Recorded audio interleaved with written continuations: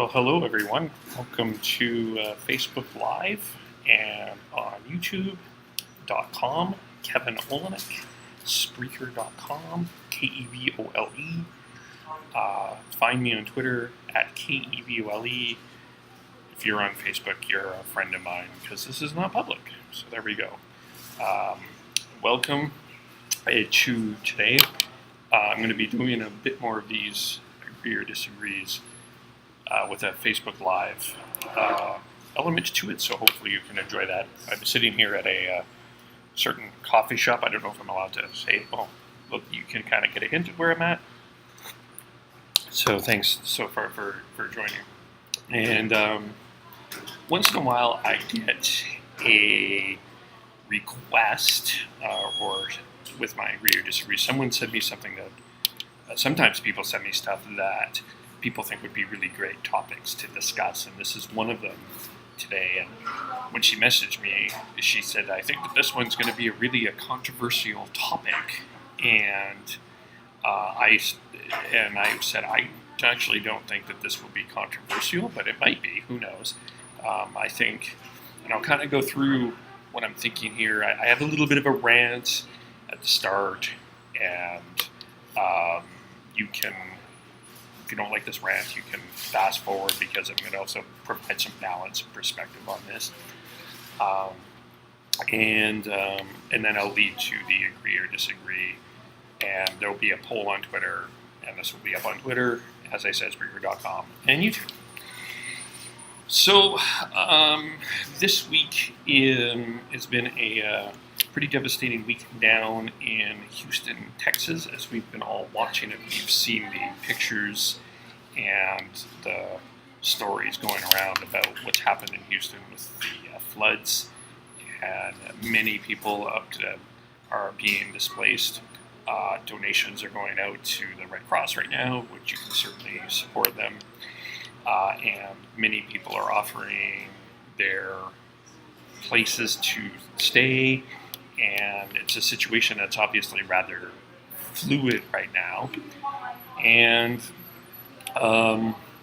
this week a church made a controversial decision, which is shocking to all of us. The church has made a controversial decision. How shocking is that to you out there?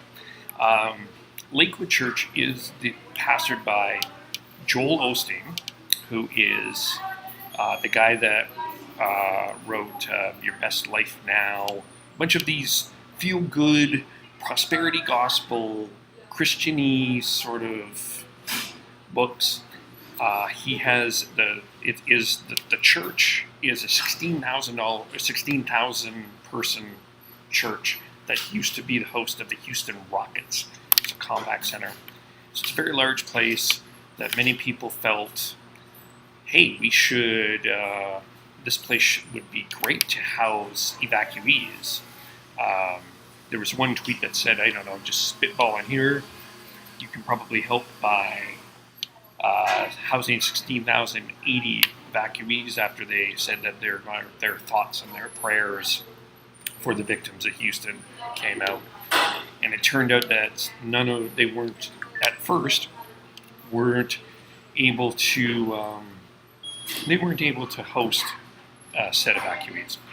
And when I first caught the headline to this, and this is where I'm going to get into my rant a little bit, I was a bit angered and perplexed by this.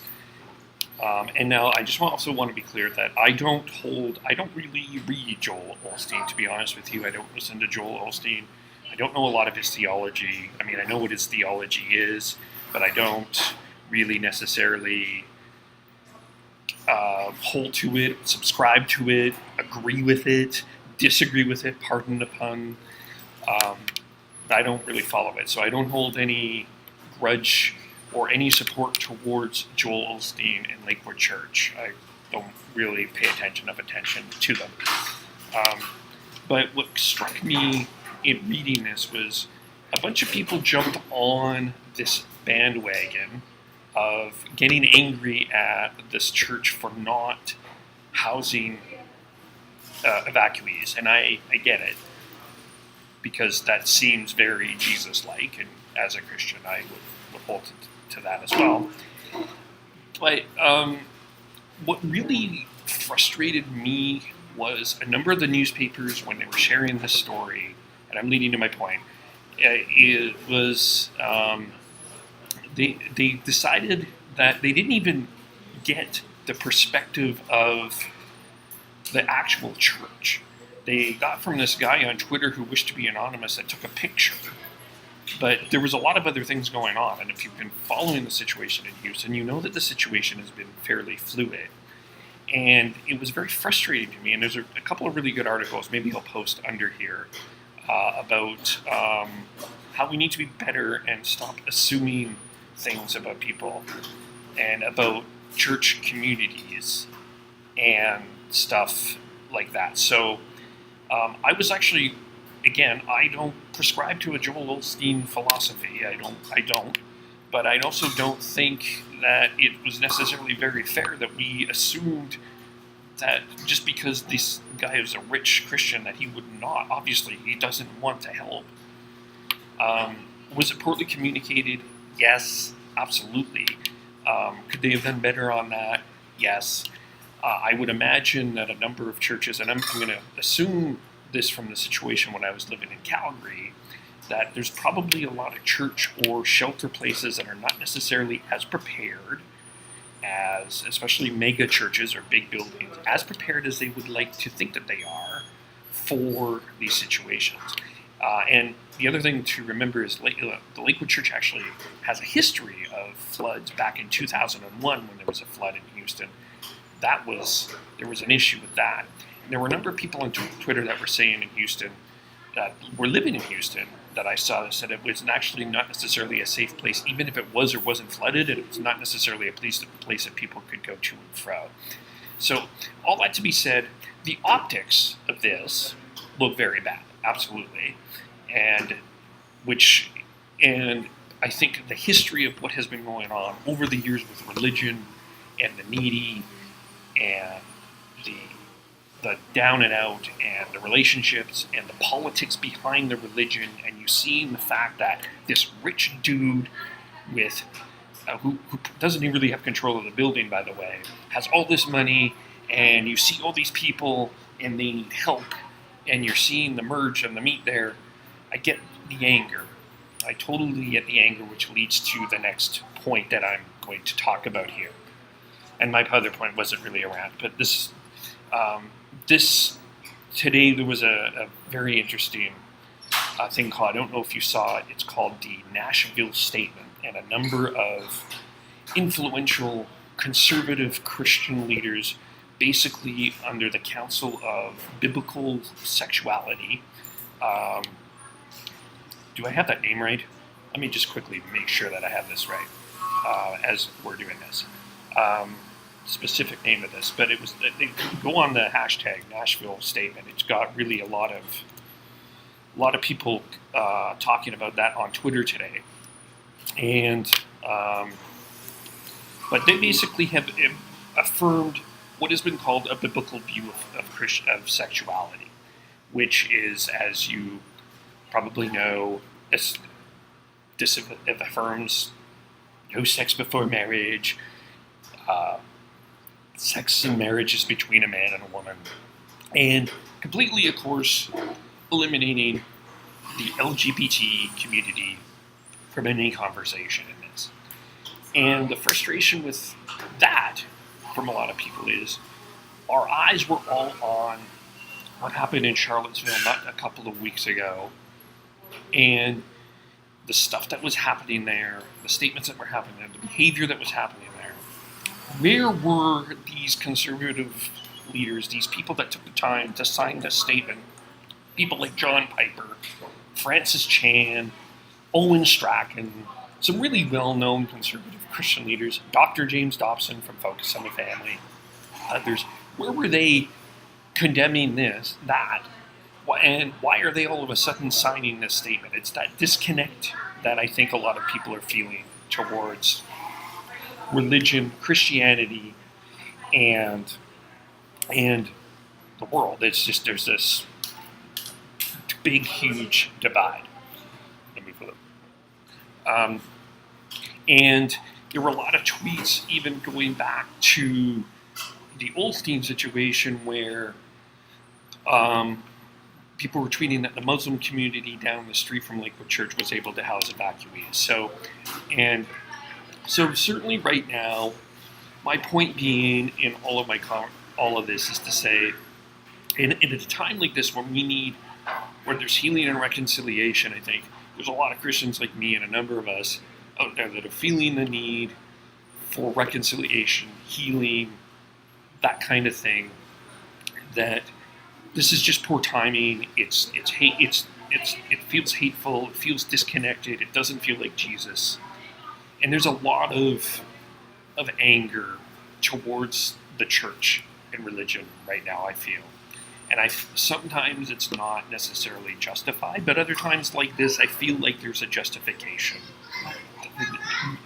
behind it. And if you're angry, I think I don't want to dismiss that. It's justification. You're justified in your anger, which leads to what my friend talked about today and sent me, and this is our agree or disagree, is should the church be taxed? And there's an article, the article that she sent me is from disclose.tv, and it states that if the church paid taxes, everyone would only have to pay 3% in taxes. So if we taxed the church, basically everyone else's taxes would be less. And I think a lot of people, the reason why I don't think this is necessarily going to be as controversial as people think is I think that there's a time where I feel like people are wanting to feel that the church has some accountability for their statements. That guys like John Piper, Owen Strachan, some of these church leaders, even Joel Osteen, some of these people that are well-to-do, where they don't necessarily hold any account. They're not accountable to anybody. They just say and do what they want, and they're under this freedom, and there's no accountability for the behavior that they have. So it's not, and then maybe taxing them, holding them account to money, which is a big thing when it comes to religion and faith, is how money is being used. So, and I think that's a way that people are going to want to hold accountability. So that's why I don't think this is necessarily going to be controversial. I feel that most of you are going to agree with this. But I think that there's, and in the background here, just wait till just give me a second. There we go. The other side of that, though, is where some people might feel this is controversial, is we forget that the church does contribute a lot to charities. And there was a really good article about in Back to Lakewood Church, which is, I'm talking about too much, but I've been doing a lot of reading about it. So, and many churches, especially the bigger churches, help veterans and addicts and down and out, and they help on a lot of the shelters and agencies, and they'll put money into a number of different things that they do very quietly that people forget and people don't talk about. Because there are scriptures that talk about doing good works in secret.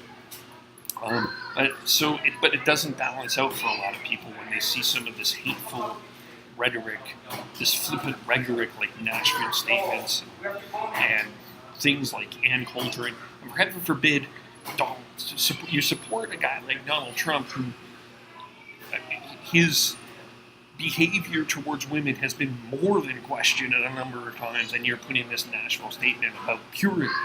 So this hypocrisy is coming into play here. That maybe the taxing of the church helps that. From my home province of Alberta, a number of you that will be watching this will certainly understand with the whole Gay Straight Alliance discussion around that and how some of the Christians have behaved toward that, and that whole debate about especially how the Catholic Church has behaved around that. There's a lot of controversy around that.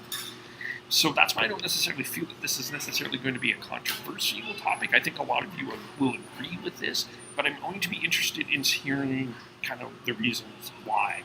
And I know that sometimes I make these big statements. If you're new on YouTube and Spreaker, I make this statement, and it's just a simple statement, but I know that people are going to talk deeper about that, and I expect that. So I expect that will be done as well. So comment below. If you're on YouTube, subscribe to my channel, Kevole. Even if you're not on YouTube, just subscribe to my channel, because then more people will start to pay attention, and that will help me out a lot. Follow me on Twitter at Kevole, Spreaker.com, Kevole. Follow my podcast as well. I'm not on iTunes because it's a bit expensive for me to join at this point in time. So there we go. Should churches be taxed? Comment below. We'll talk to you all soon.